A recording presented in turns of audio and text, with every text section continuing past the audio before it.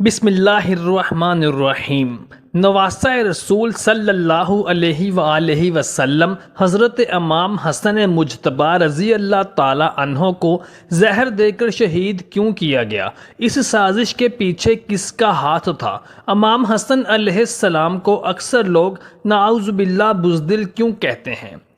آج کی ویڈیو میں ہم آپ کو یہ بھی بتائیں گے کہ امام حسن علیہ السلام نے کس طرح سے امت مسلمہ کو ایک بہت بڑے فتنے سے بچایا تھا۔ حضرت حسن بن علی بن ابی طالب خلفۂ راشدین میں سب سے آخری خلیفہ سمجھے جاتے ہیں۔ آپ نصف شعبان 3 ہجری میں پیدا ہوئے۔ آپ کی صورت رسول اللہ صلی اللہ علیہ وآلہ وسلم سے بہت مشابہ تھی۔ آپ کا نام رسول اللہ صلی اللہ علیہ وآلہ وسلم نے رکھا تھا۔ زمانہ جاہلیت میں یہ نام کسی کا نہ تھا۔ امام بخاری نے سیدنا ابو بکر صدیق سے روایت کی ہے کہ رسول اللہ صلی اللہ علیہ وآلہ وسلم منبر پر تشریف رکھتے تھے اور سیدنا حسن آپ صلی اللہ علیہ وآلہ وسلم کے پہلو میں بیٹھے تھے۔ آپ کبھی لوگوں کی طرف اور کبھی سیدنا حسن کی طرف دیکھتے تھے اور فرماتے تھے کہ میرا یہ بیٹا سردار ہے اور یہ مسلمانوں کے 2 گروہوں میں مصالحت کروائے گا۔ ابن عباس رضی اللہ تعالی عنہ کہتے ہیں کہ رسول اللہ صلی اللہ علیہ وآلہ وسلم نے ایک روز سیدنا حسن رضی اللہ تعالی عنہ کو اپنے کندھے پر بٹھا رکھا تھا۔ ایک شخص راستے میں ملا، اس نے سیدنا حسن کو مخاطب کر کے کہا، میاں صاحبزادے تم نے کیا اچھی سواری پائی ہے؟ رسول اللہ صلی اللہ علیہ وآلہ وسلم نے فرمایا کہ سوار بھی تو بہت اچھا ہے۔ سیدنا عبداللہ بن زبیر رضی اللہ تعالی عنہ کا قول ہے کہ اہل بیت میں سیدنا حسن رسول اللہ صلی اللہ علیہ وسلم سے بہت زیادہ مشابہ تھے اور رسول اللہ ان کو سب سے زیادہ عزیز رکھتے تھے۔ آپ نہایت حلیم، صاحب وقار، صاحب حشمت اور نہایت سخی تھے۔ فتنہ خون ریزی سے آپ کو سخت نفرت تھی۔ آپ نے پیادہ پا 25 حج کیے، حالانکہ اونٹ گھوڑے آپ کے ہمراہ ہوتے تھے۔ مروان بن الحکم جب مدینہ کا عامل تھا اور سیدنا حسن رضی اللہ تعالی عنہ کو بہت ستاتا تھا، آپ نماز پڑھ رہے ہوتے تھے تو آپ کے نیچے سے جائے نماز کھینچ لیتا تھا، آپ کے چہرہ مبارک پر تمانچے رسید کرتا تھا۔ بدبخت مروان نے ایک مرتبہ سیدنا حسن رضی اللہ تعالی عنہ کے پاس ایک آدمی کی زبانی کہلا بھجوایا کہ تیری مثال خچر کی سی ہے، نعوذ باللہ، کہ جب اس سے پوچھا جائے کہ تیرا باپ کون تھا تو وہ کہتا ہے کہ میری ماں گھوڑی تھی، نعوذ باللہ۔ آپ نے اس کے جواب میں کہلا بھیجا کہ میں یہ بات کبھی نہ بھولوں گا کہ تو مجھے بلا سبب گالیاں دیتا ہے۔ آخر کو ایک روز تجھ کو اور مجھ کو اللہ تعالیٰ کے سامنے جانا ہے۔ اگر تو اپنے قول میں سچا ہے تو خدائے تعالیٰ تجھ کو سچ بولنے کی جزائے خیر دے، اور اگر تو جھوٹا ہے تو خوب یاد رکھ کہ خدائے تعالیٰ سب سے زیادہ منتقم ہے۔ علی بن زید رضی اللہ تعالیٰ عنہ کہتے ہیں کہ سیدنا حسن رضی اللہ تعالیٰ عنہ نے 2 مرتبہ اپنا مال راہ خدا میں خیرات کیا اور 3 مرتبہ نصف نصف خیرات کر دیا۔ آپ نے ربیع الاول 41 ہجری میں خلافت سیدنا امیر معاویہ رضی اللہ تعالی عنہ کے سپرد کر دی، تو اس کے بعد آپ کے دوست جب آپ کو آر المسلمین کے نام سے پکارتے تو آپ فرمایا کرتے تھے کہ آر یعنی شرمندگی، نار یعنی دوزخ سے بہتر ہے۔ ایک شخص نے آپ سے کہا کہ اے مسلمانوں کو ذلیل کرنے والے، تجھ پر سلام ہو۔ آپ علیہ السلام نے ارشاد فرمایا کہ میں مسلمانوں کو ذلیل کرنے والا نہیں ہوں، بلکہ مجھے یہ اچھا نہ معلوم ہوا کہ تم کو ملک کے لیے قتل کروا دیتا۔ جبیر بن نفیر کہتے ہیں کہ میں نے سیدنا حسن رضی اللہ تعالی عنہ سے کہا کہ افواہ ہے کہ آپ پھر خلافت کے خواہش مند ہیں۔ آپ رضی اللہ تعالی عنہ نے فرمایا کہ جب اہل عرب کے سر پہ میرے ہاتھ تھے، جس سے چاہتا لڑا دیتا، اس وقت میں نے محض خوشنودی الہی کے لیے خلافت چھوڑ دی، تو اب محض اہل حجاز کو خوش کرنے کے لیے کیوں کر قبول کرنے لگا تھا۔ امام حسن رضی اللہ تعالی عنہ 27 صفر کی رات کو سوئے ہوئے تھے، اچانک نیند سے بیدار ہوئے۔ اس وقت حضرت سیدنا زینب رضی اللہ تعالی عنہ عبادت میں مصروف تھیں۔ آپ علیہ السلام نے نیند سے بیدار ہو کر اپنی ہمشیرہ حضرت زینب رضی اللہ تعالی عنہ کو آواز دی تو سیدہ زینب امام علیہ السلام کی طرف متوجہ ہوئی۔ حضرت حسن رضی اللہ تعالی عنہ فرمانے لگے کہ اے بہن، میں نے خواب میں نانا جان اور امی اور ابا کو دیکھا ہے، وہ لوگ مجھے جنت کی سیر کرواتے ہیں۔ میں نے نانا جان سے عرض کیا کہ آپ میرے حالات سے باخبر ہیں، مجھے تمانچے لگائے گئے ہیں، میرے پیروں تلے سے جائے نماز مصلی کھینچا گیا ہے، کتنا ستایا گیا ہے، میرے سامنے اس وقت مدینہ میں میرے والدین کو گالی دی جاتی ہے۔ یا رسول اللہ صلی اللہ علیہ وآلہ وسلم، میں اس دور سے گزر رہا ہوں۔ آقا علیہ السلام نے فرمایا کہ صبر کرو، تم بہت جلد ہم سے آ کر ملنے والے ہو۔ امام حسن رضی اللہ تعالی عنہ نے ایک اور خواب دیکھا کہ آپ علیہ السلام کی پیشانی مبارک پر بسم اللہ شریف لکھی ہوئی ہے۔ یہ خواب جب لوگوں نے سنا تو بہت خوش ہوئے، لیکن آپ کے شاگرد خاص سعید ابن مسیب نے سنا تو آپ نے فرمایا، مولا اگر یہ خواب کی تعبیر پوری ہو گئی تو سمجھ لیجئے کہ آپ بہت جلد دنیا سے جانے والے ہیں اور آپ کے پاس کچھ ہی دن بچے ہیں۔ خواب کی یہ تعبیر سن کے سب لرز اٹھے۔ امام حسن نے مشکیزہ لانے کا کہا اور مشکیزے سے جب پانی پیا تو مشکیزے میں ہیرا پیس کر ڈالا گیا تھا، وہ ہیرا آپ کے پیٹ میں چلا گیا۔ روایات میں آتا ہے کہ آپ کے کلیجے کے 70 ٹکڑے ہو گئے تھے۔ بعض مورخین نے لکھا ہے کہ 80 ٹکڑے ہوئے اور بعض نے لکھا کہ آپ کی آنتوں اور کلیجے کے 100 سے زیادہ ٹکڑے ہوئے۔ جب آپ قے کرتے تو کلیجے کے وہ ٹکڑے آپ کیا کرتے تو باہر گرتے تھے۔ سوچئے ذرا یہ ہیرا کیا ہوتا ہے، اس کو کانچ پہ چلائیں تو کانچ کٹ جاتا ہے۔ یزید ملعون صرف قاتل حسین رضی اللہ تعالی عنہ ہی نہیں بلکہ قاتل حسن مجتبی رضی اللہ تعالی عنہ بھی ہے۔ اس پر تو سب اتفاق کرتے ہیں کہ سازش یزید کی ہی تھی، لیکن زہر دیا کس نے، اس پر تاریخ خاموش ہے۔ حضرت مولانا حسن بریلوی رحمۃ اللہ علیہ نے ایک عورت کا نام لکھا ہے، لیکن مفتی جلال الدین سیوطی اس پر خاموشی کا حکم دیتے ہیں۔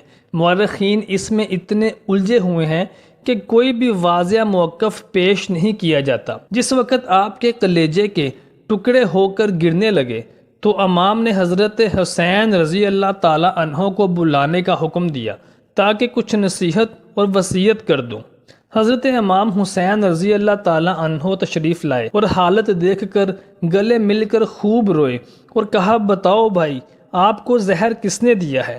امام حسن مجتبی رضی اللہ تعالی عنہ بولے کہ حسین بھائی، مجھے جس پر شک ہے اگر وہی ہے تو اللہ بہترین انتقام لینے والا ہے، اور شک کی بنیاد پر کسی کو قتل نہیں کیا جا سکتا، کیونکہ اگر میں نام لوں گا تو تم لوگ اسے قتل کر دو گے، اور شک کی بنیاد پر کسی کو قتل نہیں کیا جا سکتا، اللہ بہترین انتقام لینے والا ہے۔ جب حضرت امام حسن علیہ السلام نے اپنے بھائی امام حسین علیہ السلام کو نہیں بتایا کہ قاتل کون ہے تو حتمی طور پر کسی کے بارے میں بھی یہ فیصلہ کر دینا کہ فلاں قاتل ہے، یہ زیادہ مناسب نظر نہیں آتا۔ بہرحال جب صبح ہوئی اور لوگ جمع ہونے لگے تو اس وقت امام حسن مجتبی علیہ السلام نے کہا کہ حسین، میرا چہرہ کیسا نظر آ رہا ہے؟ امام حسین رضی اللہ تعالی عنہ نے روتے ہوئے فرمایا کہ آپ کا چہرہ ہرا یعنی سبز ہو گیا ہے۔ حسن مجتبی رضی اللہ تعالی عنہ نے جب یہ سنا کہ میرا چہرہ ہرا ہو گیا ہے تو فرمایا، حسین یاد ہے نانا علیہ السلام کی حدیث معراج مکمل ہو گئی ہے۔ حسین نے پوچھا کہ حدیث معراج کیا ہے؟ تو امام حسن نے فرمایا کہ جب میرے نانا حضور معراج پر گئے اور ہماری پیدائش بھی نہیں ہوئی تھی تو نانا معراج پر جنت کی سیر کر رہے تھے، تو جنت میں نانا حضور نے 2 محل دیکھے، ایک ہرا تھا اور ایک لال تھا۔ اس وقت رضوان جنت نے کہا، یا رسول اللہ صلی اللہ علیہ وآلہ وسلم، جاتے جاتے اپنے شہزادوں کے محل بھی دیکھتے جائیں جن سے پوری جنت کا حسن دوبالا ہو جاتا ہے۔ حضور صلی اللہ علیہ وآلہ وسلم نے فرمایا کہ یہ ہرا محل کس کا ہے اور لال کس کا ہے؟ تو رضوان جنت نے کہا کہ لال تو حسین رضی اللہ تعالی عنہ کا ہے اور ہرا حسن مجتبی رضی اللہ تعالی عنہ کا ہے۔ میرے حضور صلی اللہ علیہ وسلم نے پوچھا کہ رضوان جنت، یہ تو بتاؤ کہ حسن کا ہرا کیوں ہے اور حسین کا محل لال کیوں ہے؟ تو رضوان جنت کی گردن جھک گئی، آنکھوں میں آنسو آ گئے ناظرین گرامی، اہل بیت کی محبت میں رضوان جنت بھی رونے لگتا ہے، جبکہ جنت میں کوئی رو نہیں سکتا۔ جنت وہ جگہ ہے جہاں رویا نہیں جاتا، لیکن شہادت حسنین کریمین رضی اللہ تعالی عنہ اجمعین ہے، اسے جب جب بھی یاد کیا جاتا ہے تو رضوان جنت بھی جنت میں روتا ہوا نظر آتا ہے۔ رضوان جنت سے عرض کرنے کی ہمت نہ ہوئی تو حضرت جبرائیل علیہ السلام آئے اور عرض کیا، یا رسول اللہ صلی اللہ علیہ وآلہ وسلم، میں بتاتا ہوں، اللہ کے حکم سے یہ ہرا اس لیے ہے کہ حضرت حسن مجتبیٰ رضی اللہ تعالی عنہ کو زہر دیا جائے گا اور ان کا چہرہ مبارک اور جسم ہرا ہو جائے گا، اور حضرت حسین رضی اللہ تعالی عنہ کو کربلا کے میدان میں شہید کیا جائے گا، اور شہادت کی وجہ سے خون سے سارا جسم لال ہو جائے گا، اس لیے حسین علیہ السلام کا محل لال ہے۔ امام حسن بولے، بھائی حسین، دیکھا نانا حضور صلی اللہ علیہ وسلم کی یہ حدیث معراج پوری ہو رہی ہے۔ اس کے بعد حضرت حسن رضی اللہ تعالی عنہ نے لوگوں کو جانے کا حکم دیا اور گھر والوں کو ٹھہرنے کا کہا۔ اس وقت مولا حسن علیہ السلام کے 3 یا 4 بیٹے تھے۔ ان بیٹوں میں ایک بڑا بیٹا تھا جس کی عمر صرف 7 سال تھی۔ وہ بڑا خوبصورت تھا اور اس کا نام قاسم بن حسن رضی اللہ تعالی عنہ تھا، اور ماں کا نام فروا تھا۔ فروا قاسم کے سر پر ہاتھ پھیر رہی تھیں اور اپنے شوہر کی طرف دیکھ رہی تھیں، گویا ان کے سامنے اپنی بیوگی گھوم رہی تھی۔ ہائے بیوگی، ہائے بے بسی، ہائے بے بسی، لیکن زبان سے کچھ نہ کہہ سکتی تھی۔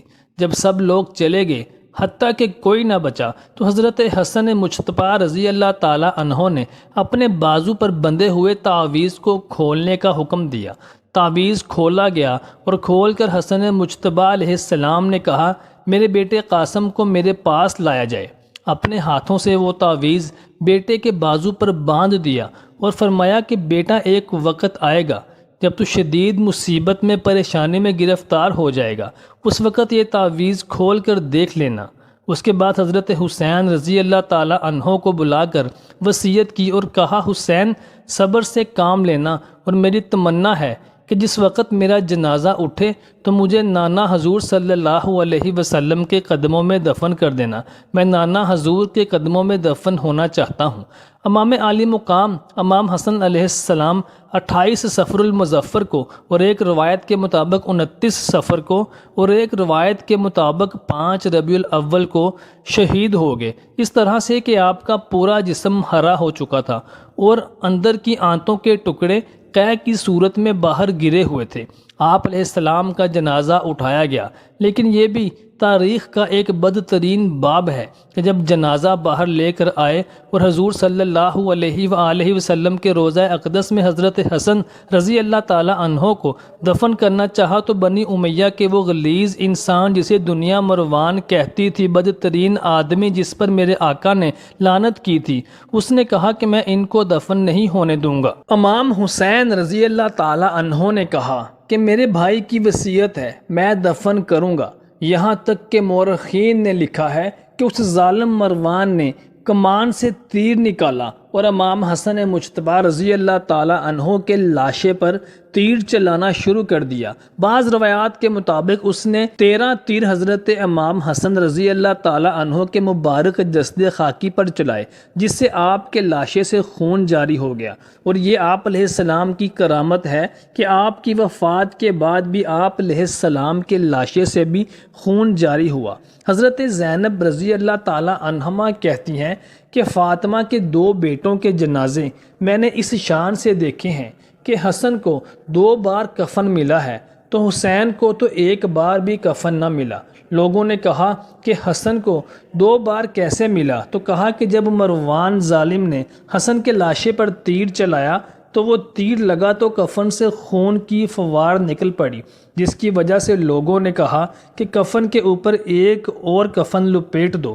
کسی نے امام حسین علیہ السلام سے کہا کہ شہزادہ حسن مجتبیٰ رضی اللہ تعالی عنہ کی یہ وصیت بھی تھی کہ مجھے حضور صلی اللہ علیہ وسلم کے قدموں میں دفن کریں، لیکن انہوں نے یہ بھی کہا تھا کہ اگر مروان آڑے آئے تو مجھے میری امی جان کے قدموں میں دفن کر دینا۔ آپ علیہ السلام اس پر بھی عمل کر سکتے ہیں۔ پھر امام حسین رضی اللہ تعالیٰ عنہ نے اپنے بھائی امام حسن مجتبیٰ رضی اللہ تعالیٰ عنہ کو سیدہ فاطمہ رضی اللہ تعالیٰ عنہ کے قدموں میں دفن کر دیا۔ محترم ساتھیوں، اہل بیت کے اسلام پر کس قدر احسانات ہیں کہ ہم اس کا تصور بھی نہیں کر سکتے۔